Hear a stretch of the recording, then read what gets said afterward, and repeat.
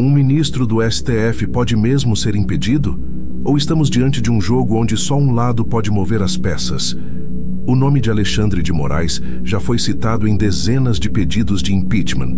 Nenhum avançou. Mas por que agora o clima mudou? E o que isso revela sobre o equilíbrio de poderes no Brasil? Se você valoriza informações claras e sem filtro, já deixa o like para esse vídeo alcançar mais gente que também quer entender o que está acontecendo.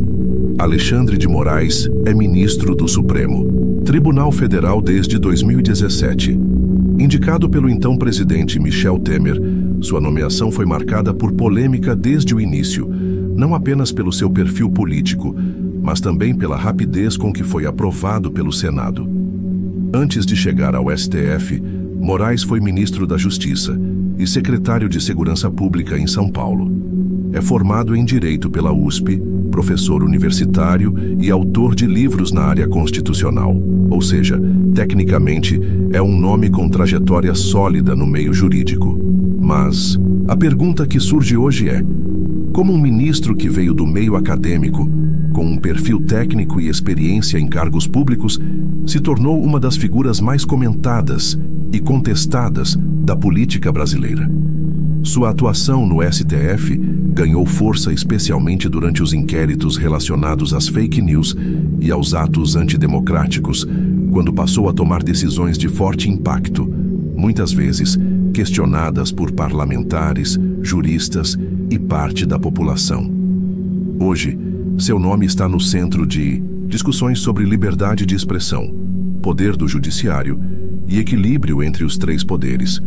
Mas, antes de qualquer julgamento pessoal, é fundamental entender quem ele é, de onde veio e por que chegou tão longe. Você sabia que Alexandre de Moraes já teve mais pedidos de impeachment do que muitos presidentes da República? Ao longo dos últimos anos, o Senado recebeu mais de 40 pedidos formais de impeachment contra o ministro. A maioria foi arquivada sem sequer ser discutida em plenário. As razões alegadas nos documentos vão desde abuso de autoridade até supostas violações à liberdade de expressão e interferência indevida nos demais poderes. Mas o que impressiona não é apenas o número, é o fato de que, mesmo com tantos pedidos protocolados, nenhum deles avançou nenhum centímetro dentro do Senado. E é aqui que surge a pergunta que não quer calar. Se o Senado é a casa responsável por julgar ministros do STF, por que tantos pedidos foram ignorados? Faltam provas? Faltam motivos? Ou falta vontade política? A sensação de intocabilidade incomoda muitos brasileiros. Para uns, Moraes está apenas fazendo seu trabalho com firmeza. Para outros, ultrapassou os limites constitucionais há muito tempo.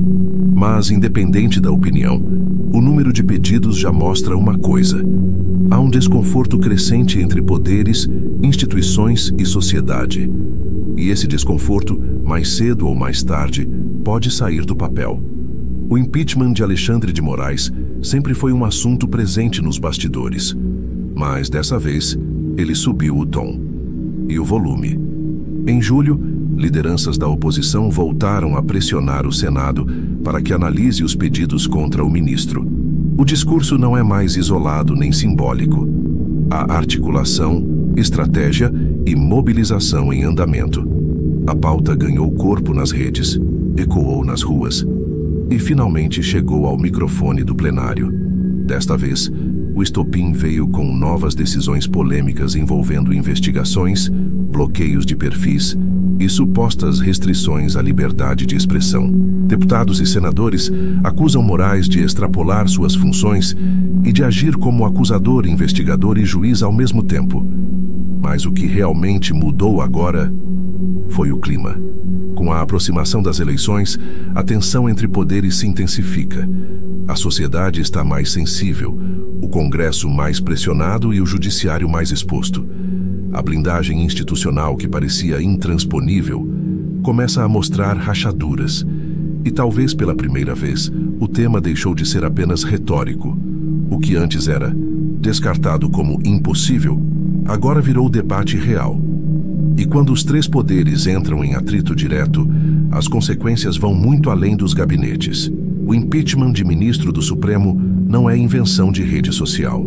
Está previsto, escrito e muito bem detalhado na Constituição. A Carta de 1988, no artigo 52, inciso 2º, é clara.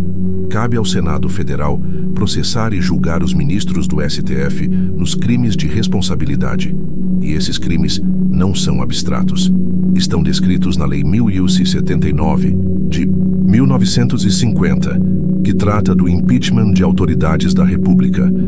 Ali aparecem condutas como agir fora dos limites constitucionais, violar direitos individuais, desrespeitar decisões do Congresso ou comprometer a harmonia entre os poderes. Ou seja, a ferramenta existe, o caminho existe, mas ele nunca foi trilhado até o fim. Na história do Brasil, nenhum ministro do STF jamais foi impedido. Vários foram acusados, muitos foram alvo de pedidos, mas todos, sem exceção, terminaram o mandato sem serem julgados pelo Senado. E isso levanta uma dúvida incômoda. Será que a Constituição é só simbólica nesse ponto? Ou será que os critérios estão sendo usados com pesos diferentes dependendo de quem ocupa o cargo? O que está em jogo não é só o nome de um ministro, é a credibilidade de um sistema que precisa se mostrar funcional, mesmo quando o alvo está lá no topo. Muita gente acha que impeachment é decidido por votação popular ou por pressão nas redes. Mas, na prática, ele começa com uma assinatura e termina com uma caneta. Qualquer cidadão pode protocolar um pedido de impeachment contra um ministro do STF. Basta reunir argumentos, apontar os fatos e entregar ao Senado.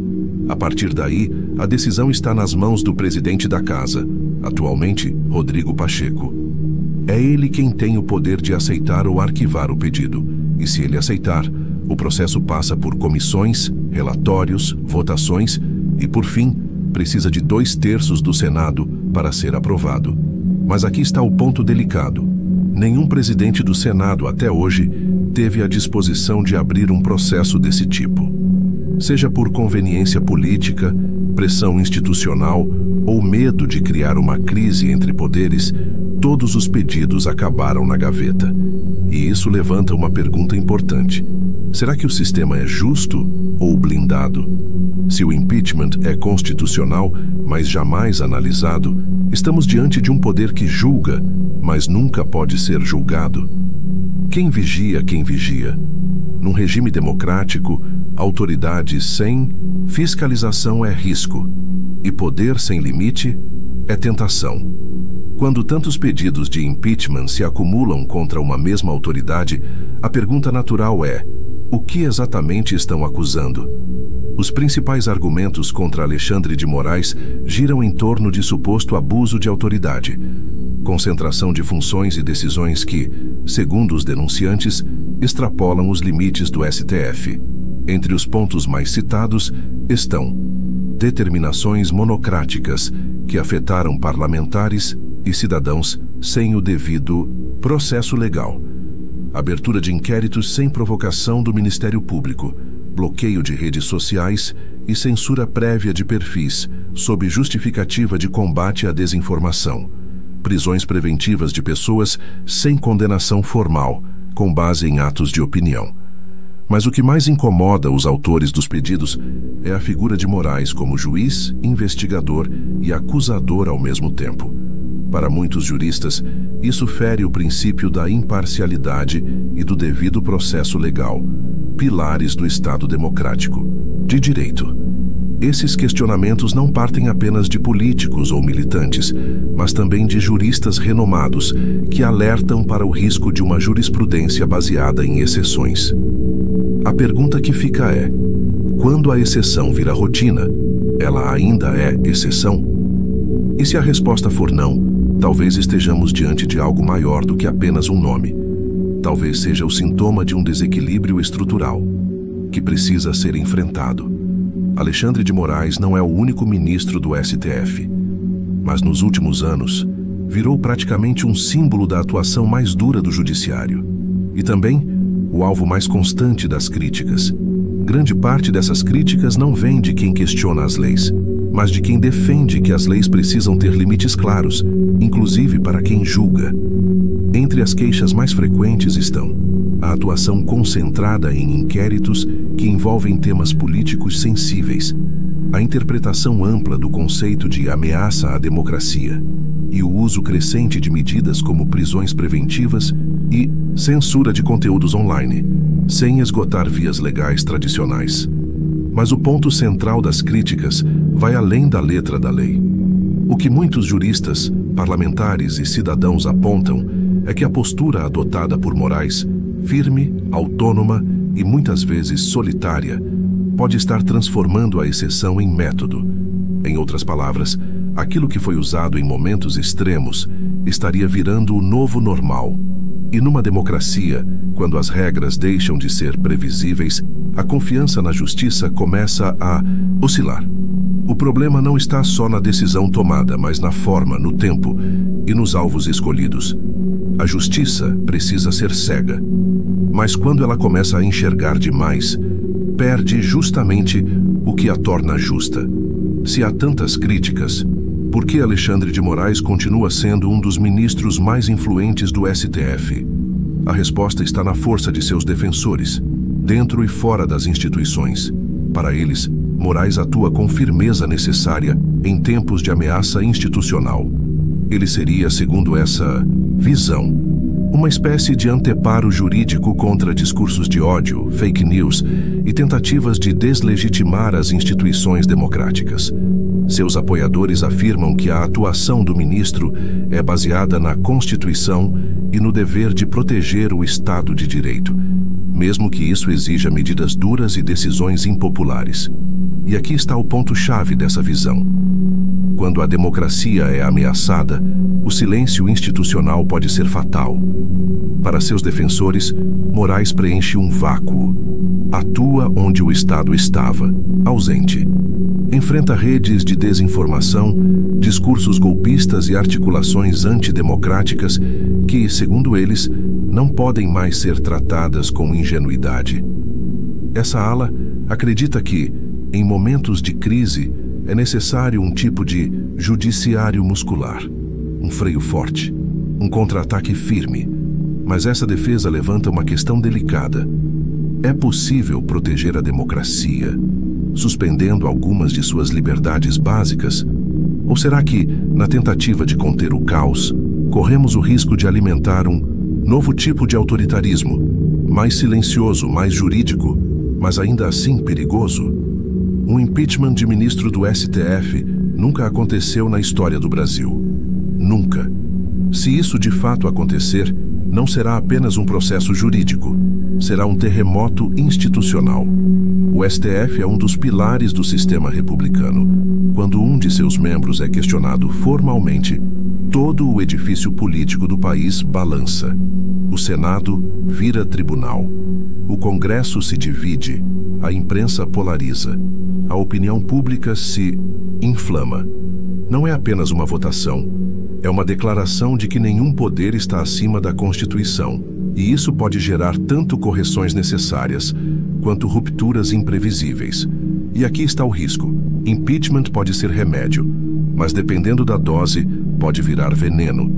Se for conduzido com base sólida dentro da legalidade, pode restaurar a confiança da população nas instituições, mostrar que existe responsabilidade mesmo no topo, mas se for mal conduzido, por revanchismo, por pressão de momento ou por manobras políticas, pode transformar o judiciário em campo de batalha e a democracia em espetáculo. A pergunta não é apenas deve ou não deve haver impeachment. A pergunta mais importante é: o país está pronto para lidar com as consequências? Qualquer que seja o desfecho, o impeachment de um ministro do STF só anda se o Senado quiser, e até agora ele não quis. A decisão de aceitar ou arquivar um pedido está nas mãos do presidente da Casa, Rodrigo Pacheco. E essa postura de resistência ou omissão, segundo alguns críticos, já virou pauta de discussões dentro do próprio Congresso. Pacheco alega que é preciso responsabilidade, equilíbrio entre os poderes e que não se pode transformar o Senado em tribunal de revanches, mas, ao mesmo tempo, ignora dezenas de pedidos, alguns com assinaturas de juristas, parlamentares e até entidades da sociedade civil. E é aqui que o jogo político fica mais evidente. O Senado tem o poder, mas também o medo. Medo de crise institucional, medo de desgaste com o judiciário, medo de abrir um precedente que um dia pode ser usado contra si próprio. A postura de blindagem, mesmo que travestida de prudência, levanta uma pergunta incômoda. O Senado é mesmo independente? Ou está refém do equilíbrio que finge preservar? Porque se a função de fiscalizar os poderes está nas mãos de quem se recusa a agir, a democracia corre o risco de virar apenas uma formalidade bonita, mas vazia. Toda vez que se menciona o impeachment de Alexandre de Moraes, o Supremo reage. E a mídia também, mas nem sempre da mesma forma. Enquanto ministros do STF adotam um discurso institucional de ameaça à democracia ou ataque às instituições, parte da imprensa costuma tratar os pedidos de impeachment como exageros políticos ou movimentos radicais. O tom é quase sempre o mesmo: sugerir que questionar o judiciário é flertar com o autoritarismo. Mas será que essa resposta automática não cria justamente o efeito contrário? Quando toda crítica é tratada como golpe, fica difícil saber quando um alerta é legítimo ou quando estamos apenas silenciando o debate. A confiança nas instituições não se constrói com blindagem, mas com transparência. E quando a mídia abandona o papel de vigilância e assume o de defesa automática de um poder, perde o olhar crítico que deveria sustentar a democracia. A reação do STF também não é neutra. Ao se posicionar como vítima de tentativas de desestabilização, o tribunal se coloca no centro do jogo político, justamente o lugar de onde deveria manter distância. A pergunta é: quando todos falam em democracia, mas ninguém aceita ser questionado, será que ainda estamos falando da mesma coisa? Enquanto os três poderes se enfrentam nos bastidores de Brasília, a pergunta mais ignorada é talvez a mais importante: o que pensa o povo? Nas redes sociais, o nome de Alexandre de Moraes aparece com frequência. Para alguns, ele é símbolo de firmeza contra abusos e extremismos. Para outros, representa o avanço perigoso de um poder que deixou de ser técnico e passou a ser político. Pesquisas de opinião mostram uma sociedade dividida. Há quem defenda o ministro com entusiasmo, mas há também uma crescente desconfiança, não apenas contra ele, mas contra o judiciário como um todo. E quando o povo começa a desconfiar de quem deveria garantir a justiça, o problema não é só de imagem, é de legitimidade. Porque um poder sem eleição pode até ser legal, mas se perder o respaldo popular, vira um castelo, alto, cercado de dúvidas por todos os lados. A sensação de que há intocáveis no topo que julgam, mandam e decidem sem prestar contas gera um ruído silencioso, mas poderoso, o do afastamento entre o povo e as instituições. E esse afastamento, se não for ouvido, uma hora vira ruptura. E se desta vez for diferente? E se o pedido for aceito, o processo aberto e Alexandre de Moraes realmente for julgado pelo Senado? Um impeachment de ministro do STF mudaria não só a história da corte, mas também a forma como o Brasil lida com seus próprios limites institucionais. O impacto seria profundo, jurídico, político, simbólico. Para alguns, representaria uma vitória do equilíbrio entre os poderes. Para outros, o início de uma crise institucional ainda maior. Mas talvez a pergunta mais incômoda não seja: e se acontecer? Talvez o mais desconfortável seja imaginar que nada vai acontecer. Porque nesse caso, o recado seria claro: há poderes que julgam, mas não podem ser julgados. Há cargos que decidem, mas nunca são questionados. E há posições tão elevadas que ficam acima até da Constituição. Num país em que a democracia precisa se renovar todos os dias, aceitar a impunidade como rotina é o começo do fim da confiança. E essa confiança, quando quebrada, não se recompõe com discursos, só com coragem institucional. Se você acredita que informação clara e sem filtro é a base de qualquer democracia, se inscreve no canal e compartilha esse vídeo com quem também precisa refletir sobre isso.